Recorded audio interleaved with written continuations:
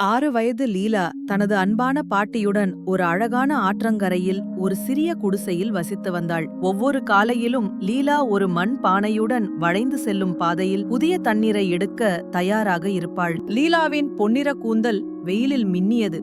அவள் மகிழ்ச்சியுடன் நதியை நோக்கி நடந்து செல்லும்போது அவளுடைய பெரிய நீல கண்கள் ஆர்வத்தால் மின்னின. வேறு யாரும் இல்லாதபோது மிர்ரா என்ற ஒரு சிறிய தேவதை நாணல்களிலிருந்து படப்படவென்று வெளியே வரும். மின்னும் தங்க இறக்கைகள் மற்றும் ஒளிரும் ஒளியுடன் மிர்ரா லீலாவின் ரகசிய சிறந்த தோழியாக இருந்தாள். மிர்ரா தங்க கிரீடம் அல்லது வைர மோதிரம் போன்ற மந்திர பரிசுகளை கொண்டு வந்தாள். ஆனால் லீலா மற்றவர்களிடம் கருணை காட்டும்போது மட்டுமே. தினமும் காலையில் லீலா தனது பாட்டிக்கு தண்ணீர் எடுக்க உதவினார். அருகருகே வேலை செய்யும் போது புதிய ஆற்று நீரை பானைகளில் ஊற்றினாள். அவர்கள் வேலை செய்து கொண்டிருக்கையில் மிர்ரா நதியின் மறைந்திருக்கும் அதிசயங்களை பற்றிய ரகசியங்களை கிசுகிசுத்தாள். லீலா இதயத்தை மந்திரத்தாலும் மகிழ்ச்சியாலும் நிரப்பினாள். ஒரு நாள் லீலா ஒரு வயதான மனிதர் தனது கூடையுடன் போராடுவதை கண்டாள்.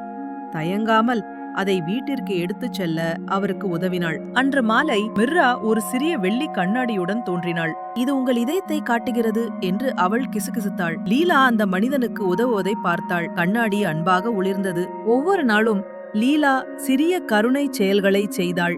பறவைகளுடன் தனது ரொட்டியை பகிர்ந்து கொண்டாள். ஆற்றில் லீலா தன் பாட்டியுடன் துணிகளை துடைக்கிறாள். மிர்ரா பாறைகளுக்கு பின்னால் இருந்து அமைதியாக பார்த்து லீலாவின் உதவும் இதயத்தை பார்த்து புன்னகைக்கிறாள்.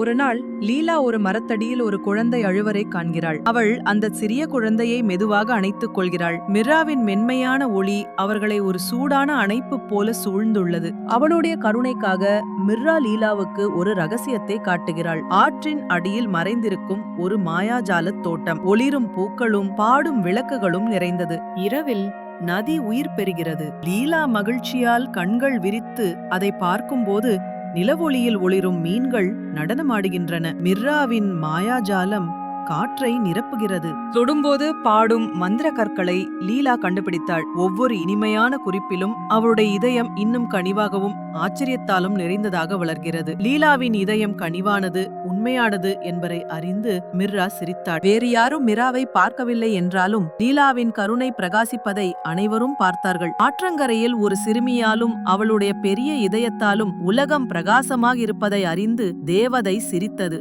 வேறு யாரும் மிராவை பார்க்கவில்லை என்றாலும் லீலாவின் கருணை பிரகாசிப்பதை அனைவரும் பார்த்தார்கள். ஆற்றங்கரையில் ஒரு சிறுமியாலும் அவளுடைய பெரிய இதயத்தாலும் உலகம் பிரகாசமாக இருப்பதை அறிந்து தேவதை சிரித்தது.